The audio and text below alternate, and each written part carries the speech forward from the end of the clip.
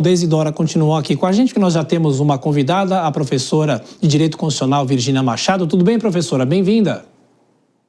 Boa noite, um prazer estar aqui com todos vocês. Prazer é nosso. Bom, professora, tentando fazer uma análise técnica, claro, né, do ponto de vista do direito, deixando as questões políticas de lado, eu pergunto para a senhora, tecnicamente, decisão do ministro Alexandre de Moraes, bem fundamentada ou existem brechas? Isso pode dar margem para a defesa do ex-presidente Jair Bolsonaro também fazer questionamentos? Acho que é importante explicar para a nossa audiência. Claro, evidente. Bom, primeiramente, só um pequeno contorno. As medidas cautelares, elas são substitutivas à prisão preventiva, né? Que ela é aquela prisão que ocorre no curso do processo, quando alguns requisitos previstos no Código de Processo Penal são preenchidos pelo réu, seja porque está alterando o curso da ação, pelo risco de fugir, colocando em risco a vítima, enfim. Então, nessa perspectiva, medidas cautelares são aplicadas. A mais grave é a prisão preventiva. Porém, o Código de Processo Penal nos orienta que deveríamos começar com medidas menos graves, que são aquelas que não afetam o direito de ir e vir, a liberdade, como foi aplicado ao ex-presidente Jair Bolsonaro. Entretanto, as cautelares nada mais são do que um acordo entre o judiciário e o réu. A lei fala: o judiciário estabelecerá quais serão os requisitos, quais serão o objeto dessa cautelar, o réu cumpre, o réu cumprindo, ele não vai ser preso. Se descumprir, aquele acordo foi desfeito. O que a gente pode fazer de uma análise técnica, que desde o momento em que foi estabelecido essas cautelares para o ex-presidente Jair Bolsonaro, a tornozeleira, o recolhimento ao domicílio durante determinados horários, houve alguns descumprimentos, como aquele episódio na Câmara dos Deputados, em que ele apresenta ali a sua tornozeleira e etc. Mas não tínhamos o contorno exato do que seria essa cautelar. Veio nova decisão e definiu. É importante a gente entender que essas definições são dadas pelo Código de Processo Penal. Se uma cautelar menos gravosa, ela é descumprida pelo réu, cabe ao magistrado, por ordem da lei, estabelecer uma medida mais gravosa, que foi o que aconteceu. Ele estava proibido, né, nessa perspectiva técnica aqui, de aparecer em rede social por ele ou por terceiros, e ontem naquele ato, né, com grandes apoiadores dele ali, uma grande multidão, ele aparece via celular do filho dele, o Flávio Bolsonaro, se não me engano, por uma espécie de live e etc. Então, nessa perspectiva, você há de convir comigo que houve um descumprimento. Uma das suas analistas falou sobre a orientação da defesa. A defesa tem que orientar o réu no sentido do que ele não pode fazer diante da estrutura da decisão judicial. A decisão judicial a gente discute nos autos. E a gente orienta o nosso cliente falando, olha, você não faça isso até que a gente consiga reverter esta realidade. Então, a medida um pouco mais gravosa seria a prisão domiciliar. Se porventura ele continuar a reiterar, né, nesse descumprimento, aí a gente pode ter a pior das cautelares, que é a prisão preventiva. Professora, pergunta de Deise Ciocari. Deise. Oi, professora, boa noite. Ainda indo nessa linha do que a senhora estava falando, eu queria saber se essa prisão domiciliar do ex-presidente Jair Bolsonaro, ela tem se o componente jurídico ele é mais forte ou se existe um viés simbólico nisso.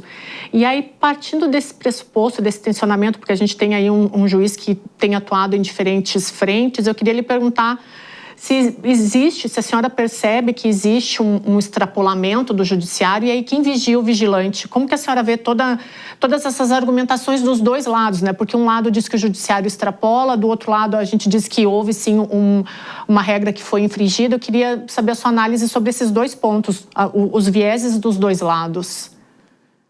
Tá certo, boa noite, Deise. Primeiramente, processo é um diálogo, em que você vai ter, de um lado, a acusação pelo Ministério Público, né, no caso, a Procuradoria-Geral da República, e de outra, a defesa, no caso, os advogados ali do ex-presidente Jair Bolsonaro e demais réus ali. O que eu percebo, e de uma análise técnica, desde da minha perspectiva, é o seguinte: a partir do momento que uma decisão judicial ela é estabelecida, ela tem que ser cumprida. Nós questionamos decisão judicial nos autos. Eu, enquanto advogada, eu oriento a todos, para aqueles que são meus assistidos, meus clientes, no sentido, olha, você não concorda, você está achando que não deveria ser assim? Beleza, eu vou recorrer. mas você vai cumprir justamente para que a gente não tenha um agravamento dessa sanção, um agravamento desta condição que você já está achando negativa. Então, nessa perspectiva, a lei autoriza o judiciário a fazer isso. Né? Eu não vou poder te dar um juízo de valor, ao meu sentir, do ponto de vista político, eu estou te dando o meu juízo do ponto de vista técnico, tá certo? Entendo eu que uma vez que ele descumpre, é como se aquele combinado que foi feito nos autos para evitar uma prisão preventiva, ele foi descumprido. E aí, se porventura o juiz, vendo isso, né, vem a informação da Procuradoria-Geral da República requerendo o agravamento da cautelar, se o juiz observa com aqueles indícios que foram apresentados ali, que estão, vamos dizer assim, consubstanciados em provas, em fundamentos, e ele não faz, a gente poderia até falar de uma possível prevaricação, mas não, ele aplica. E cabe à defesa agora, e eu, se fosse a defesa do ex-presidente, o que eu faria? Eu entraria com recursos pedindo a quebra dessas cautelares, desta cautelar específica da prisão domiciliar, e demonstrando que não houve um descumprimento, que aquela situação narrada pela Procuradoria-Geral da República, né, que foi acatada pelo Judiciário, pelo ministro do STF, não há descumprimento. E tentaria trazer o argumento da defesa, e a defesa ela é magnífica para fazer isso, no sentido de demonstrar por que a presunção é de inocência, do status libertatis, ou seja, do estado de liberdade do réu, inclusive durante o processo e principalmente durante ele. Dora Kramer, sua questão. Boa noite, professora.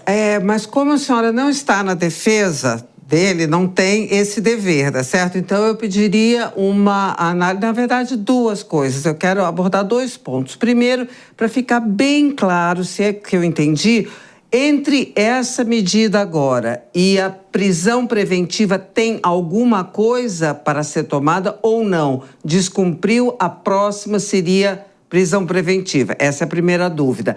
A segunda, quando a senhora diz, se eu fosse a defesa, mas a senhora não é a defesa. Então, ao seu juízo, houve descumprimento? Ao meu juízo, houve descumprimento. Eu até falei hoje mais cedo para um outro portal que me perguntou e falou, professora, o que a senhora acha? Eu falei, na visão dos limites que foram definidos pela decisão do Supremo na semana passada, em que ele define que não pode aparecer em rede social, fazer aquele movimento de tumultuar o processo, porque isso tumultua o processo. Há um descumprimento. Tecnicamente, ao meu sentir, houve descumprimento. E do outro ponto, Dora, você me desculpa que agora me falhou a sua outra pergunta, mas ao meu sentir, houve descumprimento. Se há alguma coisa entre essa medida e a prisão preventiva? Bom, agora nós não temos mais. Então, cabe à defesa informar ao réu que, a partir de agora, se houver novo descumprimento, reiterados descumprimentos, a medida mais gravosa vai ter que ser aplicada, que é a prisão preventiva, porque é o recolhimento do réu, né, do investigado, ali, daquele indivíduo que está sob julgamento, a um estabelecimento penitenciário provisório até a prolação da decisão final, que será o acórdão da primeira turma. O professor, ao ver da senhora, é uma decisão que a gente pode classificar como frágil? É uma decisão que precisa ser ratificada por alguma turma, porque é uma decisão monocrática do ministro Alexandre de Moraes? É isso? Acho que é importante esclarecer o que acontece a partir de agora. Até se a defesa não conseguir reverter, ele fica em prisão domiciliar até quando? Tem o outro julgamento no Supremo, julgamento propriamente dito, em relação à tentativa de golpe de Estado, que ele pode ser punido também. O que isso representa na prática? Quais são esses pontos, professora? Sim, possivelmente a defesa vai ingressar com recurso, isso aí, como eu disse, é bem fato, e possivelmente também essa decisão vai ser colocada para análise da primeira turma, porque a gente chega com um pedido, é como se a gente, essa cautelar que foi solicitada é uma medida de urgência, né? Então, com medida de urgência, o relator ele toma a frente, que ele é o responsável pela condução daquele expediente processual e define a medida naquele momento. E ela pode ser confirmada ou ela pode ser reformada pela primeira turma, se porventura for colocada ali no plenário virtual, por exemplo, da primeira turma para análise. Do ponto de vista da fragilidade, eu entendo o seguinte, da parte que eu li, o fundamento jurídico ele foi apresentado. Toda decisão, ela tem que ter no seu conteúdo o fundamento jurídico que embasa o dispositivo, que é a parte decisória, que é a parte do conteúdo jurídico que vai vai definir para que lado o juiz está decidindo aquela situação, ainda que uma decisão preliminar, né, numa decisão ao correr dos autos, a interlocutória como essa.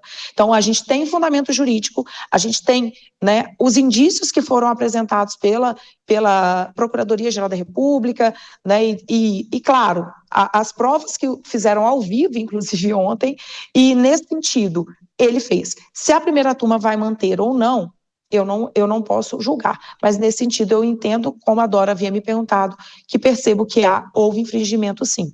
Professora Virginia, acho também importante explicar ponto a ponto, porque a decisão, ele não pode ter mais acesso ao próprio celular, também não pode ter mais acesso ao celular de terceiros e também fica proibido de receber visitas. Numa decisão como essa, independente de quem seja, são decisões que fazem parte de uma decretação, no caso da prisão domiciliar, professora? Olha só, a prisão domiciliar, como eu disse, é uma antessala da prisão preventiva, se a gente pudesse pensar dessa forma. Em que sentido?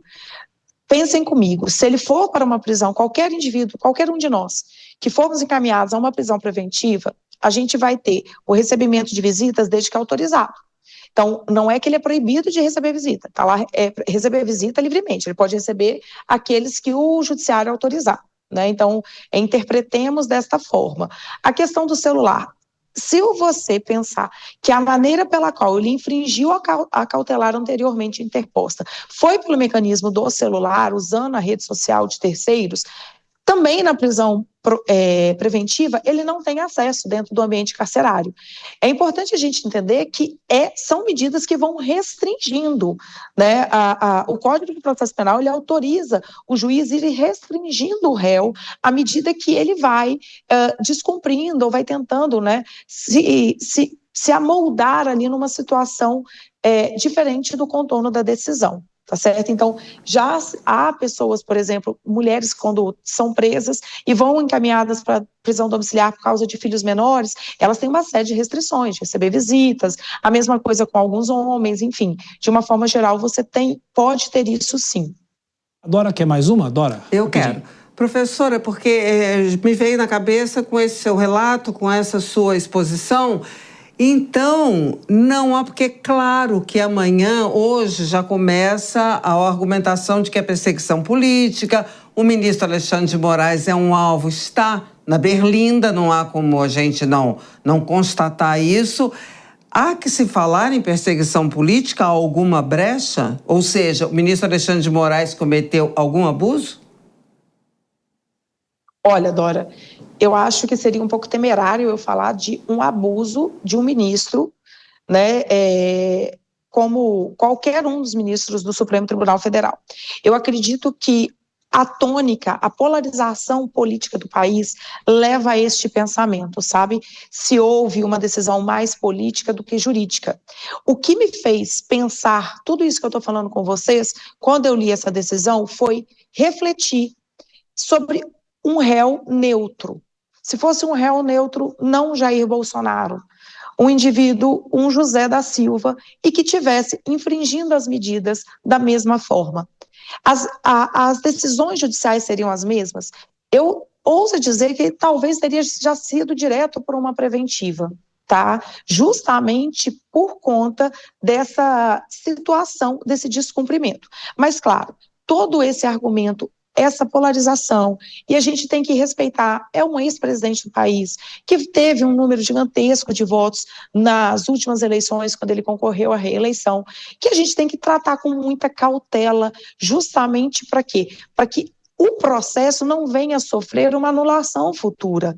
O juiz ele tem que ser cauteloso. Eu acredito e eu espero, né, eu confio, né, que o Alexandre de Moraes ele tenha essa cautela para que amanhã, né, nós não estejamos aqui falando de uma decisão absurda, arbitrária, política, né, que vai ser anulada por futuros ministros do Supremo ou por outras situações. Porque eu espero que a jurisdição brasileira, o Poder Judiciário brasileiro, cumpra a legalidade. E o Estado de Direito é, acima de tudo, a Constituição. Professora, só mais uma questão. No Congresso Nacional já surgem novamente reações de parlamentares do campo político do ex-presidente Jair Bolsonaro sobre impeachment de ministros do Supremo. A senhora, como uma operadora do direito, claro que essa também é uma análise política, mas do ponto de vista legal, o Congresso Nacional, para o nosso público entender também, tem toda essa prerrogativa, o Senado especificamente, a senhora acha que isso pode ganhar força ou não necessariamente? É muito difícil dizer.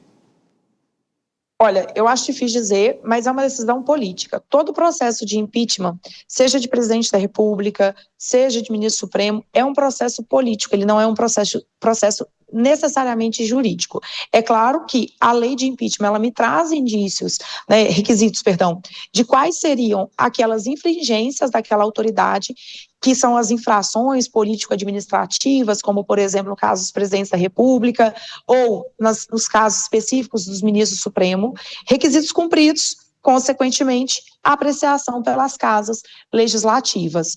A aceitação pela Casa Legislativa não é um juízo jurídico, legal, é um juízo político. Nessa perspectiva, eu vou dizer para você o seguinte, para uma possível situação de impeachment de Alexandre de Moraes, eu teria que ter a maioria desses congressistas, desses representantes, né, do legislativo, favorável a essa realidade. E não necessariamente, e eu quero que você me entenda da seguinte forma, que vocês me entendam, né, quem nos assiste. Eu não estou dizendo que não há abuso ou que há abuso, enfim, definitivamente não. Mas eu teria que ter a maioria para aceitação desse processo de impeachment. E, primeiro, o presidente da casa aceitar e, segundo, esse processo acontecer, entendeu? E aí, consequentemente, ele ser impeachmentado.